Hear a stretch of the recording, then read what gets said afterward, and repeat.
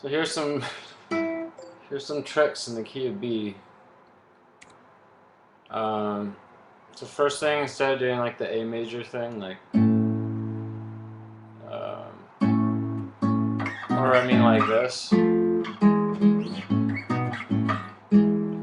like we do E, where we do EAB.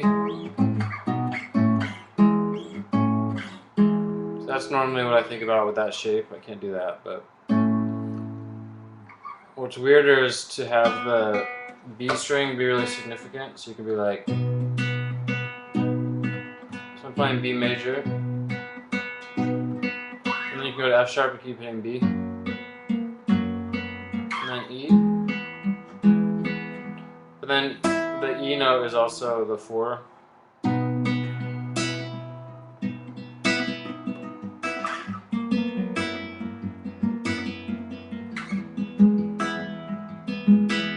That just sounds really weird to me because in the key of G and E and C major, those notes just sound so much different. And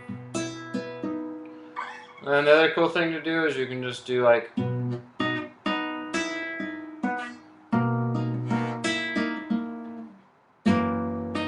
so this is pretty cool. You can do B major here, F sharp, and then E.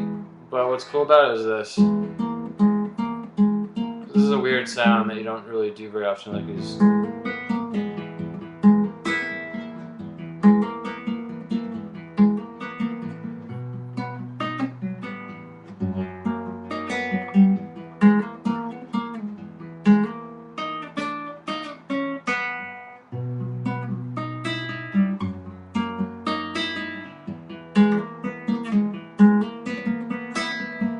So that just sounds super weird to me, doing it with E in the bass.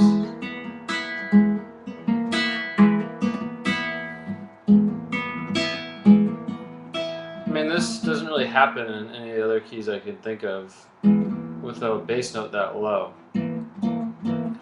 Because when you're playing the key of G, you can do it on the C chord. This is the 4 chord. So if like you're doing G major 7.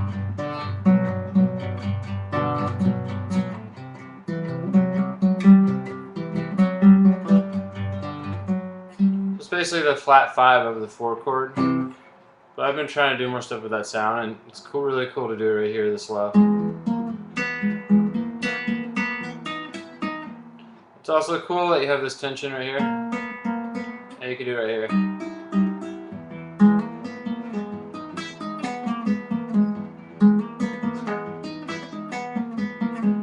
So that's pretty cool stuff with the E major chord, adding the B flat.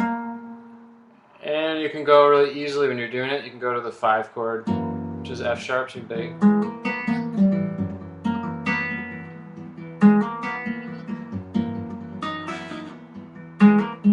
Then you can just go to B right here. What's cool too is you can just strum the open B. So that's more 1-4-5 stuff, but this is cool too. If you want to do blues stuff, you can do B7.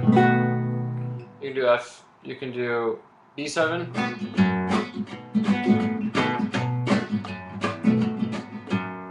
And you can do F sharp, like you can do this chord. I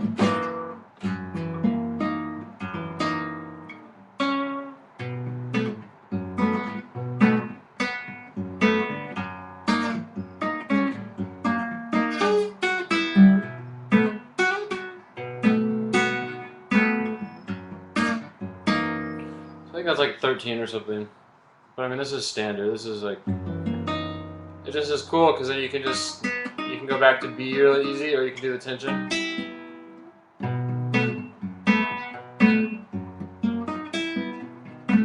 And then you can go to E7 if you're doing a more bluesy thing. So then you can start incorporating the regular D into everything.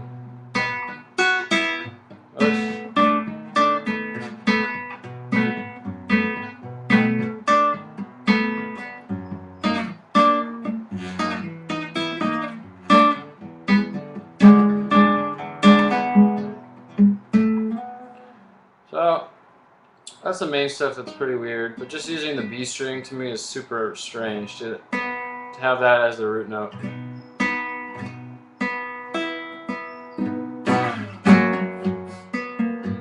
then this E thing.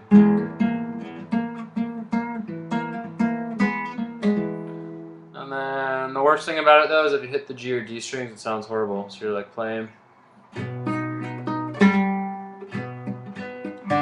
Or A also sounds bad. Although you could use A, because if you're doing bluesy stuff, you could use it.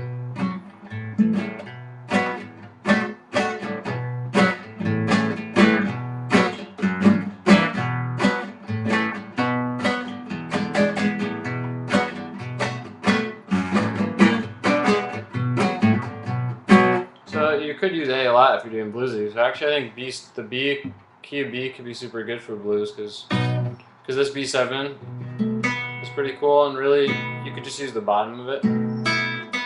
Just don't hit this high E, so then you can be more flexible.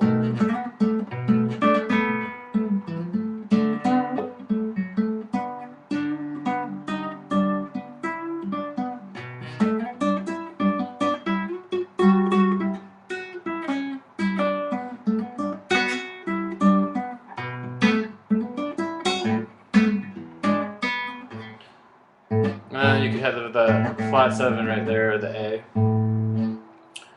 And then the Buckethead song I was learning in this key does this weird thing. It's like this. There's this huge stretch. It's kind of interesting. I've never seen him do this. So he goes.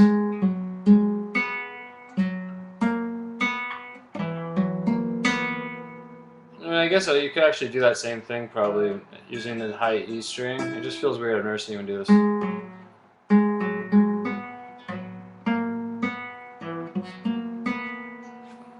Anyway, the main thing though is this.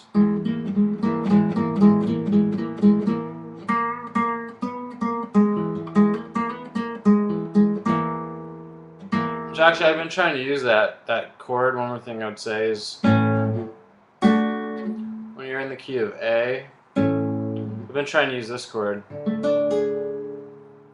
Because like you could sus4, you could do D sus4 in the key of A, but it's not really the diatonic chord. So I've been trying to use this.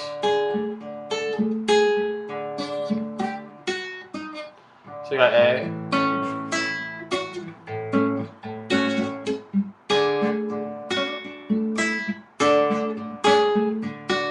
You got like A.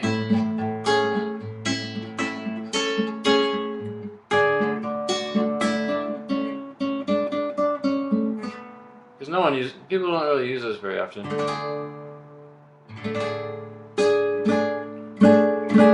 really it's the same sound. Hold on. You gotta reset the key.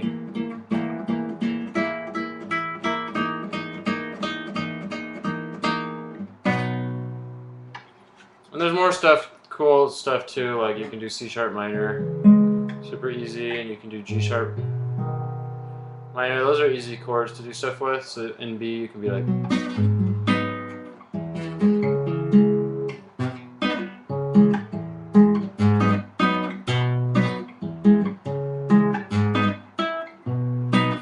So that's all like easy stuff that normally when I think about that I've been doing it up here. In the key of C. But in the key of B you have the open E string and lower bass note, so that is it.